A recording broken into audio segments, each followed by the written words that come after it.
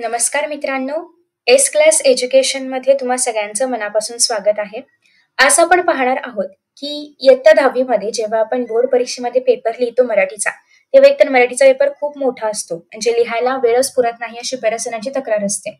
मग जर आपण असं केलं तर आपण जर वेळ ठरवला तर म्हणजे पहिल्या प्रश्नाला किती वेळ द्यायचा, दुसऱ्या प्रश्नाला किती वेळ द्यायचा, या वेळेत जर आपण पेपर सोडवायला घेतला आणि तशी जर आपण प्रॅक्टिस केली तर नक्कीच आपला पेपर हा वेळेत सॉल्व्ह होऊ शकतो.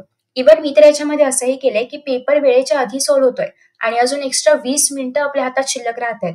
तर अशा पद्धतीने मी याच्यामध्ये नियोजन केलंय आणि मला आशा आहे की तुम्ही पण याच पद्धतीने पेपर सॉल्व्ह कराल आणि 20 मिनिटं हातात राहतात त्याच्यामध्ये तुम्ही एक्स्ट्रा इतर प्रश्न सॉल्व्ह करू शकता किंवा जे काय लिहिलंय ते बरोबर लिहिलंय का हे चेक करू शकता किंवा निबंध अजून थोडा मोठा लिहू शकता. तर अशा बऱ्याचशा गोष्टी तुम्ही 20 मिनिटांमध्ये करू शकता. सो हा पेपर आपला एम असणार आहे की आपण 160 मिनिटांमध्ये पूर्ण करायचा आहे आणि आपल्याकडे 3 तास म्हणजे एकूण 180 मिनिटांचे वेळ आहे. ठीक आहे. तर मी तुम्हाला सजेस्ट करेन की पूर्ण पेपर जरी तुम्ही आता एका एका सेटिंगमध्ये सॉल्व्ह करू शकत नसाल, बऱ्याच असं असं होऊ शकतं की एका सेटिंगमध्ये 3 तासांचा पेपर सॉल्व्ह होत नाहीये. तर ठीक आहे, काही हरकत नाही. अजून आपल्याकडे साधारणतः पूर्ण डिसेंबर आहे. पूर्ण म्हणूया आपण पूर्ण डिसेंबर. जानेवारी आहे, फेब्रुवारी आहे. त्याच्यामुळे अर्थातच आपण जितक्या जितकी जास्त प्रॅक्टिस करू शकू तेवढी जास्त प्रॅक्टिस करायची आहे. आता तुम्ही असंही करू शकता की मी जो वेळ सांगते तेवढ्या वेळामध्ये पहिला विभाग पूर्ण करणं, मग थोड्या वेळाने परत मी जेवढा वेळ सांगितलाय तेवढ्या वेळामध्ये दुसरा विभाग पूर्ण करणं. तर असं तुम्ही करू शकता. ठीक आहे. तर माझ्याकडे ही बोर्डाची प्रश्नपत्रिका आहे 2024 ची. मी याच ठिकाणी तुम्हाला सांगणार आहे की कोणत्या प्रश्नाला किती वेळ द्यायचं. तुम्ही हवं तर सेपरेटली लिहून काढू शकता तुमच्या वहीमध्ये किंवा तुम्हाला जसं कम्फर्टेबल असेल त्या पद्धतीने. पण मी तुम्हाला याच प्रश्नपत्रिकेमध्ये सांगते जेणेकरून आपल्याकडे व्हॅलिड प्रूफ पण आहे की कशामध्ये किती वेळ आपल्याला द्यायचा आहे किंवा किती वेळ लागू शकतो यासाठी. So let us start. सगळ्यात पहिल्यांदा आपल्याकडे आहे गद्य विभाग, जो की साधारणतः 14 गुणांचा आहे. 7 गुणांचे असे 2 गद्य आपल्याकडे असतात. तर 15 मिनिटं तुम्हाला प्रत्येक गद्याला द्यायची आहेत. आता या 15 मिनिटांचं विभाजन कसं करायचं आहे, तर हा पठित गद्य आहे. तुम्हा सगळ्यांना हा गद्य माहिती आहे. 5 मिनिटात सगळ्यांनी हा जो पॅरेग्राफ आहे तर हा वाचण्याचा प्रयत्न करायचा आहे आणि पॅरेग्राफ वाचण्यासाठी 5 मिनिटं पुरेशी असतात किंवा किंबहुना जास्त असली पाहिजे. जर तुमचं रीडिंग थोडंसं स्लो आहे, प्रॅक्टिस करा.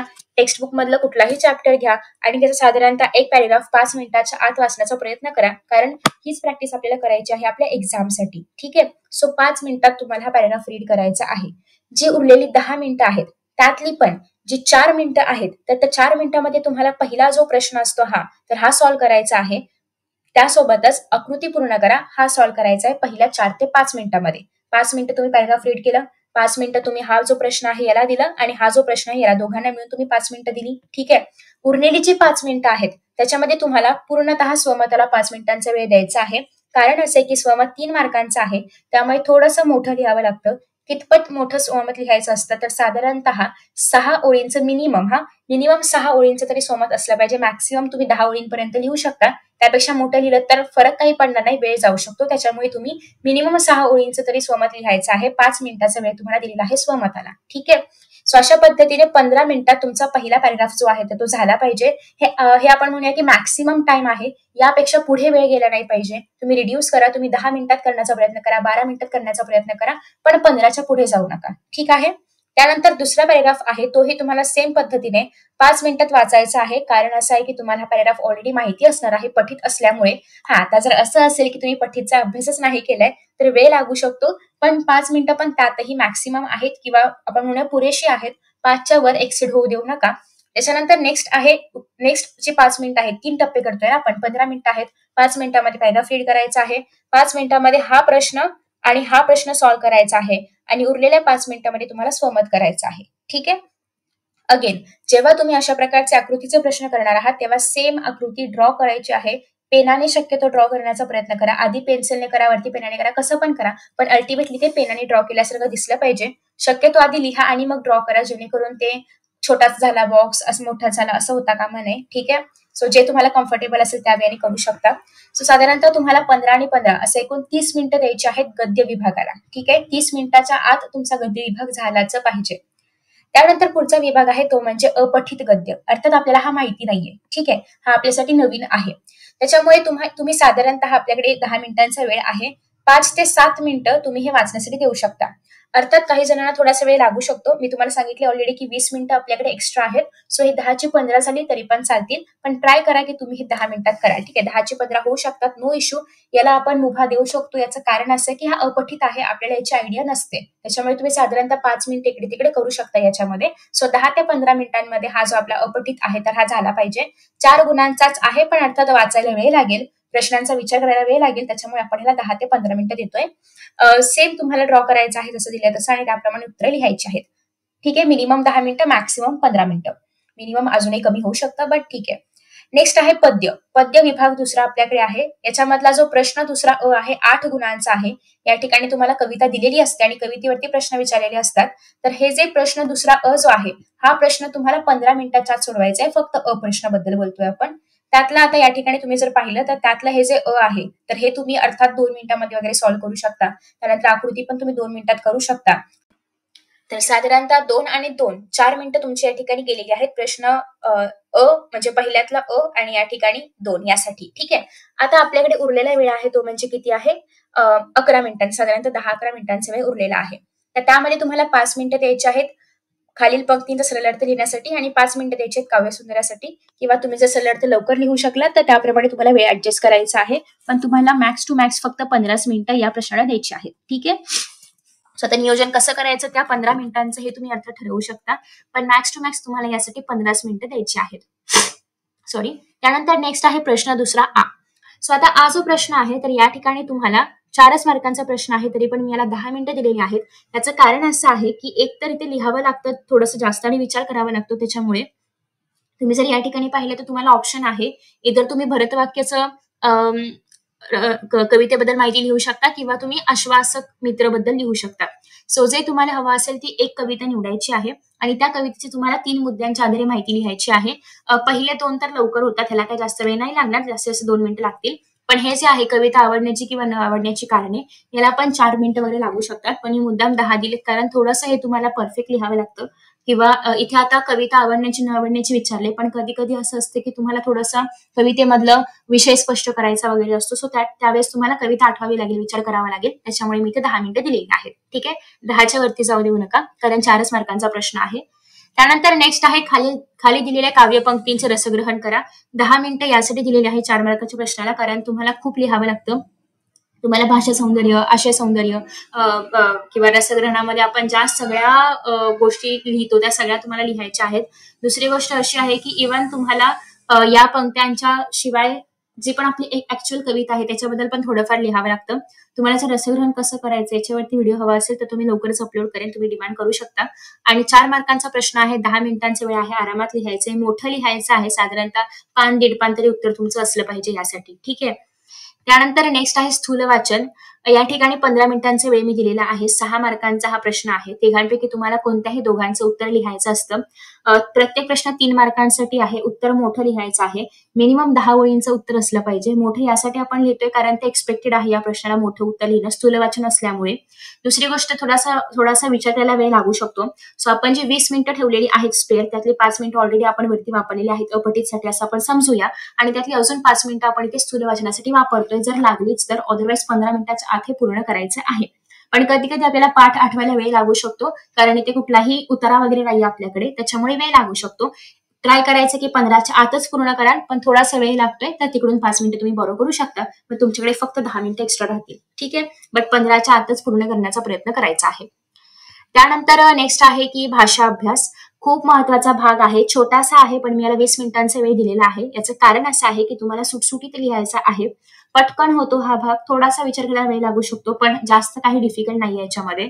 आता इथे बघा समास आहे, जोड्या लावायच्या आहेत, सामासिक शब्द पण आहे आणि समासाचं नाव पण आहे. किती वेळ लागेल थोडासा आखायला वगैरे करत 2 मिनिटाच्या आत हा प्रश्न तुमचा सोडवून झाला पाहिजे.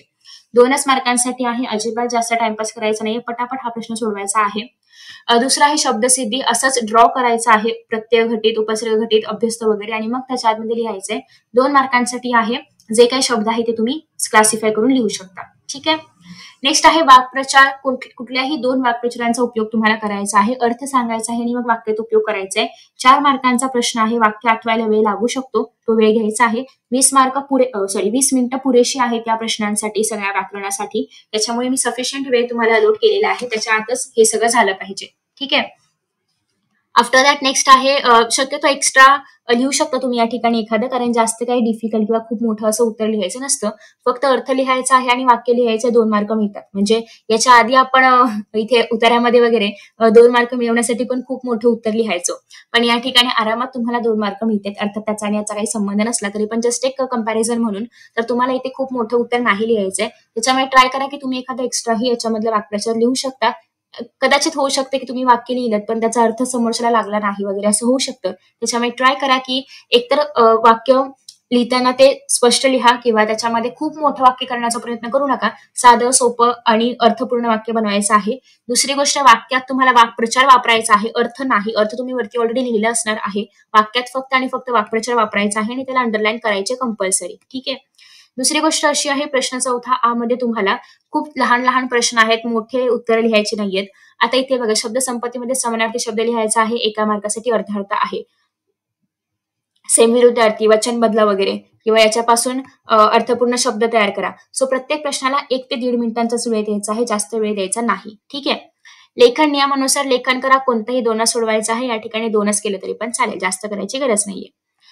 नेक्स्ट आहे, खालील विरामचिन्ह ओळखा. हे तर अतिशय इझी आहे. शक्यतो विरामचिन्ह आणि हा बॉक्स काढा आणि मग त्याचं नाव बाजूला लिहा. ठीक आहे. जेणेकरून पेपर छान दिसेल.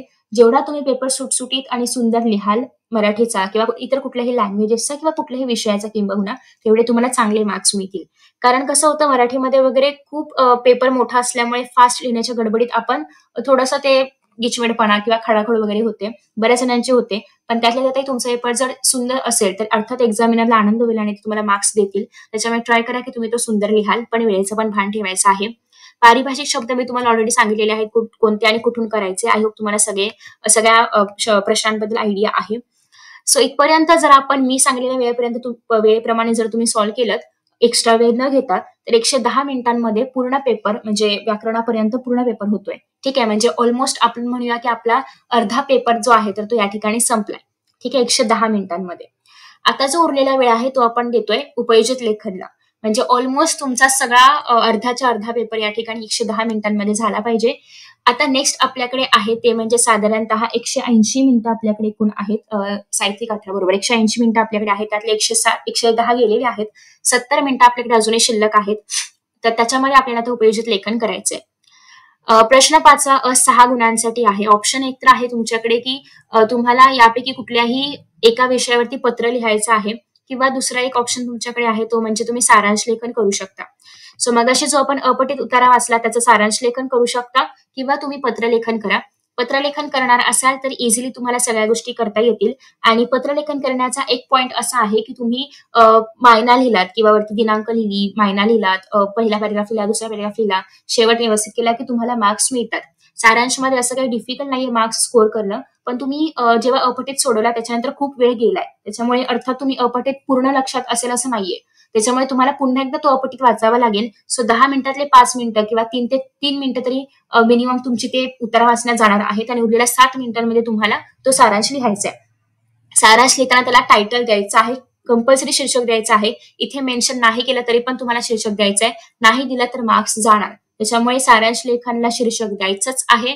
पत्रलेखन करणार असाल तर उत्तम, सारांश लेखन पण उत्तम आहे. पत्राला तुम्हाला 10 मिनिटं पत्र लिहायलाच मिळतील, पण सारांशमध्ये 3 ते 4 मिनिटं तुम्हाला उतारा वाचावा लागेल, इम्पॉर्टंट पॉइंट्स काढावे लागतील आणि त्याच्या आधारे सारांश लिहावा लागेल.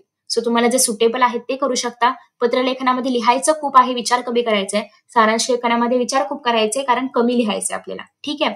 सो मी दोन्हीवरती व्हिडिओ अपलोड केलाय. प्लीज पहा, विचार कसा करायचा, कितपत लिहायचं, कोणत्या पॉइंट्सला अंडरलाईन करून ते कसं वापरायचं सगळं सांगितलेलं आहे. प्लीज हे सगळे व्हिडिओ चेकआउट करा.